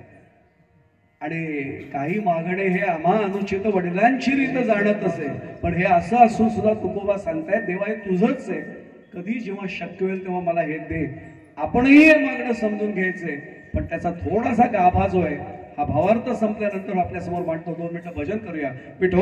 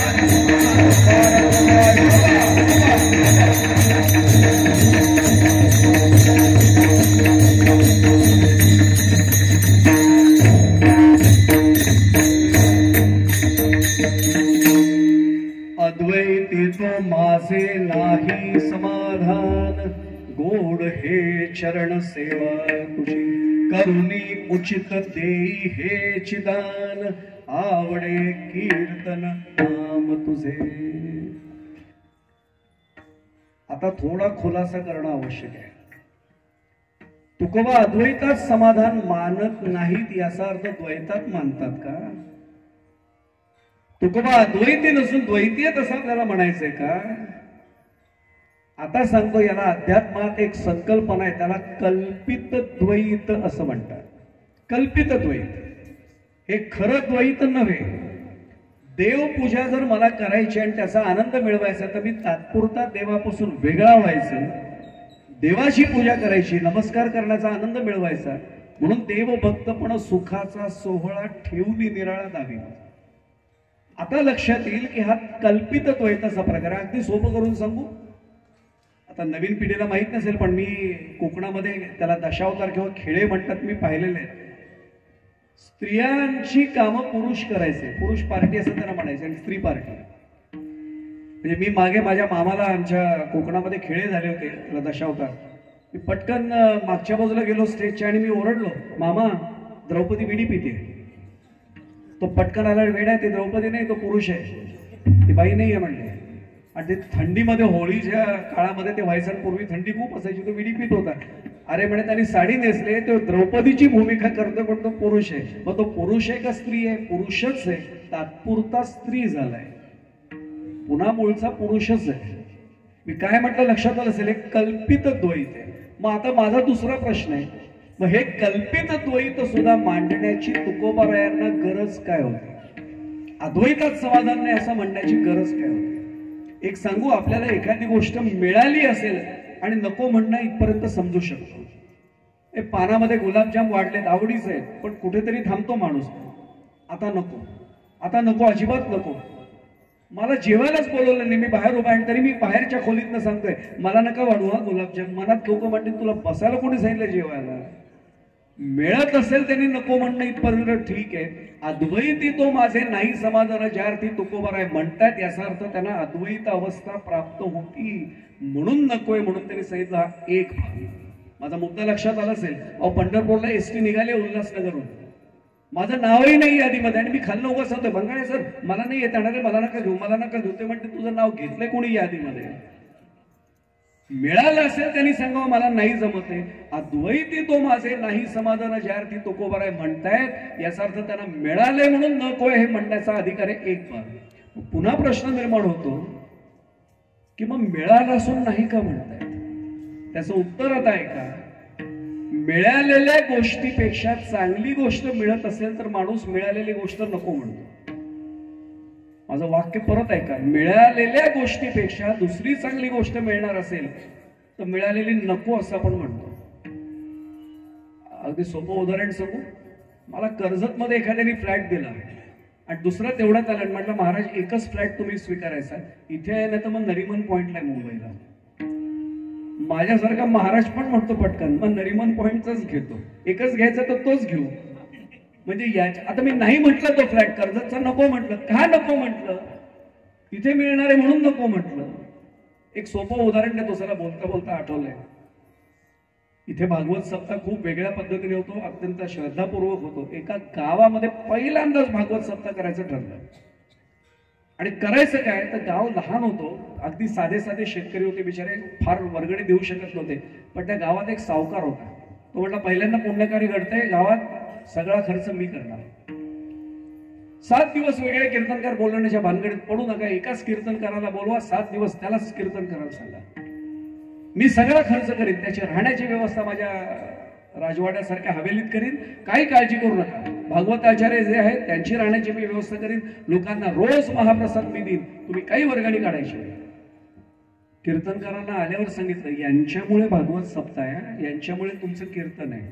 पहिल्याच दिवशी सावकार, आयुष्यात कधी सावकार कीर्तनालाच गेले नव्हते, पण पहिल्यांदा आले, कारण देणगी दिली तर जायला पाहिजे. आणि यांनी कीर्तनकारांच्या कानात संयोजकांनी सांगितलं, महाराज तुमचं बिदागीचं पाकिट यांच्याकडनं येणार आहे. कीर्तनकार कितीही कोणी असो, अच्छा यांच्याकडनं आहे का, मग तो त्यांच्याचकडे बघायला लागला. आणि गंमत अशी घडली, रामकृष्ण हरी झाली, रूप पाहता लोचने अर्ध झालं. आणि म्हटले माईक मध्ये काही खराबी आहे का, पुन्हा माईक नीट करून पाहिला, पुन्हा आपलं पुढचा चरण घेतला. लक्षात आलं काहीतरी गडबड आहे. माईकवाले म्हणतात नाही महाराज आमचं काय नाही. बोट दाखवलं, सावकार घोरायला लागले होते अर्ध्या मंगलाचरणात. यांचं लक्ष गेलं, काय करावं, एक दिवस दुर्लक्ष, पाकिट त्यांच्याकडनं येणार, बोलता येईना, काही दुखवणार कसं. तुकाराम महाराज यांच्या पठडीतले कीर्तनकार संपले हो, आम्ही त्यांचं नाव पण घेण्याची आमची योग्यता नाही, उगाच काय सांगायचं. काही बोललं नाही, पण लक्षात तिसऱ्या दिवशी आलं. कीर्तनकार पण हुशार काय कमी असतात का, 12 गाव फिरून आलेले असतात. त्यांच्या लक्षात आलं या सावकार आजोबांच्या मांडीवर त्यांचा नातू बसतो. नमस्कार करायला सगळे आल्यावर त्या नातवाला सांगितलं, बेटा तुझ्याशी थोडं बोलायचं, येतोस का? येईन ना म्हटलं. त्याला बाजूला घेतलं, 1 रुपया हातावर दिला, चॉकलेट आवडतं, 1 रुपयाचं चॉकलेट घ्यायचं, एकच काम करायचं, उद्या पण मी चॉकलेट देईन. आजोबा घोरायला लागले की मांडीला हळूच चिमटा काढायचा. तो म्हटला आजोबा मारतील, मारणार नाही, हळूच काढायचा म्हणे, ते जागे कर, फक्त रोज कर, रोज 1 रुपयाचा, मी आहे तिथपर्यंत 1 रुपयाचा. त्यावेळी 1 रुपयाचं चॉकलेट खूप मोठं होतं, आई वडील द्यायचे नाहीत पैसे. मी काय म्हणतो आपल्या लक्षात आलंच आहे. 3 दिवस पुढचे चांगले गेले, 5 दिवस झाले, आता 2 दिवस राहिले. मागणी पर कीर्तनाच्या, जागर कीर्तनाच्या वेळी पुन्हा घोरायला सुरुवात झाली. हे त्या मुलाला खून करतात, 1 रुपया 1 रुपया चिमटा, 1 रुपया चिमटा काढ. बघेच ना त्यांच्याकडे, डोळेच फिरवले त्यांनी, दुसरीकडे बघायला लागला.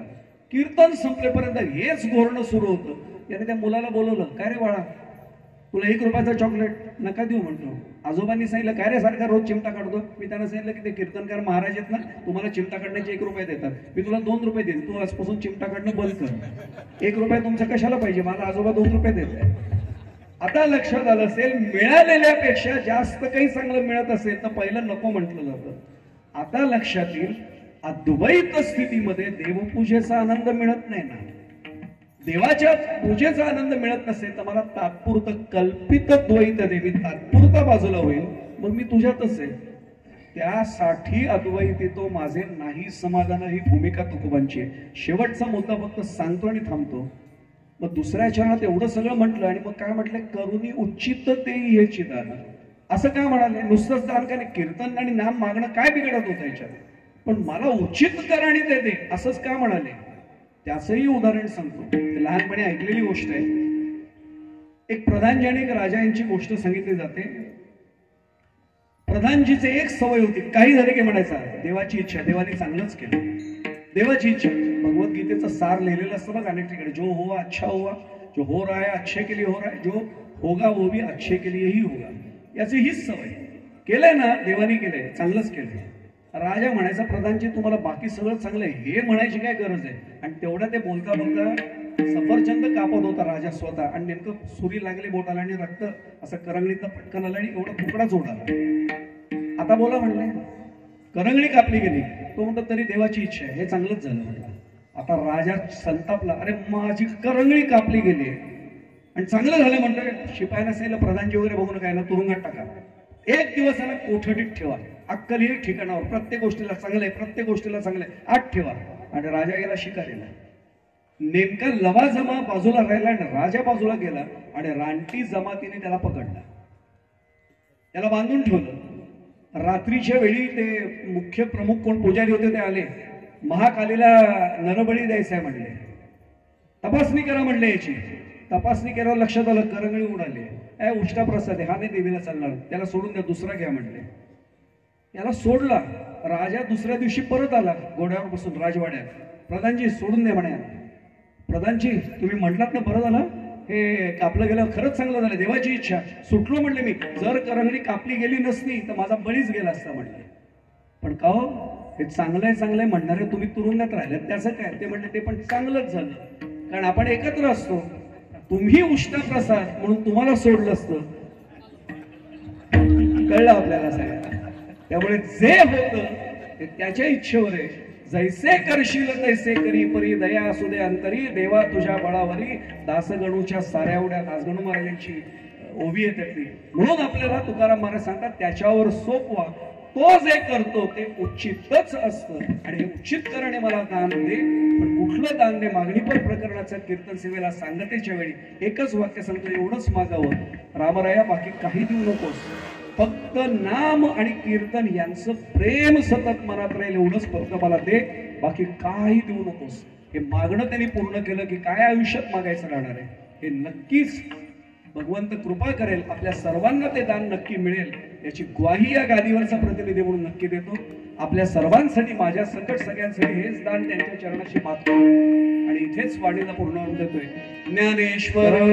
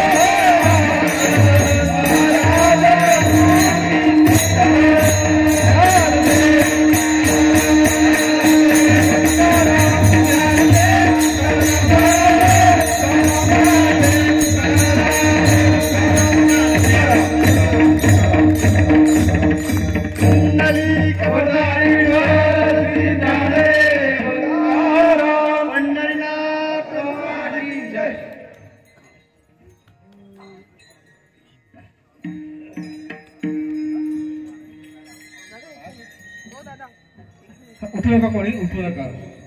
सूचना